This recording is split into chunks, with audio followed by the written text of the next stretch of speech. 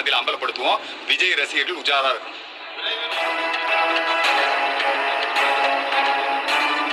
மக்கள் இளைஞர்கள் போதையிலே சீரழிந்து கொண்டிருக்கிறார்கள். அதுக்கு எதிராக ஏதாவது கருத்து தெரிவிப்பாருன்னு பார்த்தா அதுக்கு கருத்து தெரிவிக்கல விஜய். முந்திரி கொட்ட மாதிரி முந்திக்கிட்டு இது என்னன்னே தெரியாம அரசியல் அடிப்படை அறிவு வேண்டாம். இதை எப்படி தமிழ்நாட்டில் தடுத்து நிறுத்த முடியும்? இந்த அரசியல் அடிப்படை அறிவு வேண்டாம். அதனால ஜோசப் விஜய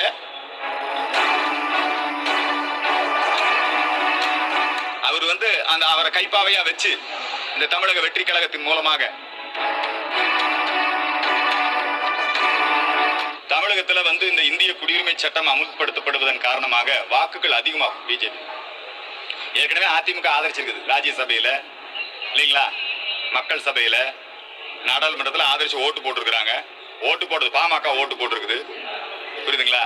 சட்டசபையில ஆதரிச்சு தீர்மானம் போட்டிருக்கிறாங்க. அதனால இது மக்கள் நல்லா ஆதரிப்பாங்க இந்திய குடியுரிமை சட்டத்தை. அதனால இது ஓட்டு கூடும், அதுல ஒன்றும் தப்பு. ஜோசப் விஜய் அவர்கள் போதைப் பொருள் அங்கங்க பிடிபடுது. மக்கள் இளைஞர்கள் போதையிலே சீரழிந்து கொண்டிருக்கிறார்கள். அதுக்கு எதிராக ஏதாவது கருத்து தெரிவிப்பாருன்னு பார்த்தா அதுக்கு கருத்து தெரிவிக்கல விஜய்.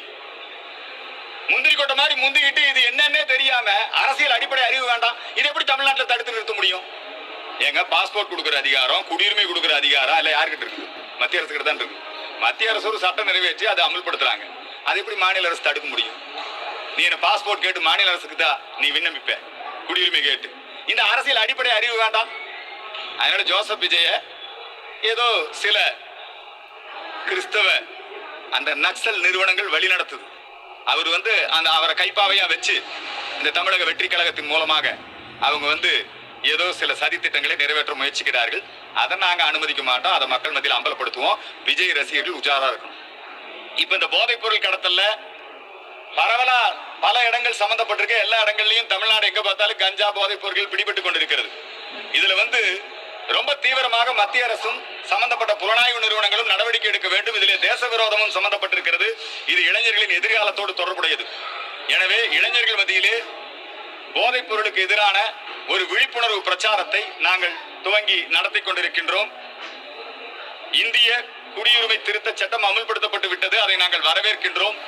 ஆனால் இந்த குடியுரிமை சட்டம் குறித்து அவதூறு பிரச்சாரத்தை தொடர்ந்து மு.க. ஸ்டாலின் அவர்கள் செய்து வருகிறார். அவருக்கு எங்களுடைய வன்மையான கண்டனம். இந்த குடியுரிமை அதிமுக திடீர்னு இஸ்லாமியர் நலன் மேல ரொம்ப அக்கறையாய் போச்சுங்க. ஜெயிலில் இருக்கிற குண்டு வெடிப்பு கைதிகளை எல்லாம் விடுதலை பண்ணணுங்கிறாங்க. ஜெயிலேயே தொழுகை நடத்துறதுக்கு ஏற்பாடு செய்து கொடுக்கணுங்கிறாங்க. அதிமுக இப்ப எங்க அண்ணன் எடப்பாடி பழனிசாமி திண்ணூறு வைக்கிறதே விட்டுறாரு அந்த கூட்டங்களுக்கு போகும்போது.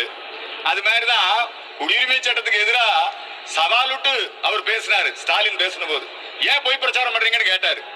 இது எப்படின்னா கருணாநிதி ஒரு காலத்துல சண்டாளி இந்திரா, சர்வாதிகாரி இந்திரான்னாரு. அப்புறம் நேருவின் மகளே வருகன்னாரு. இந்த திராவிட கட்சிகளே இப்படித்தான்.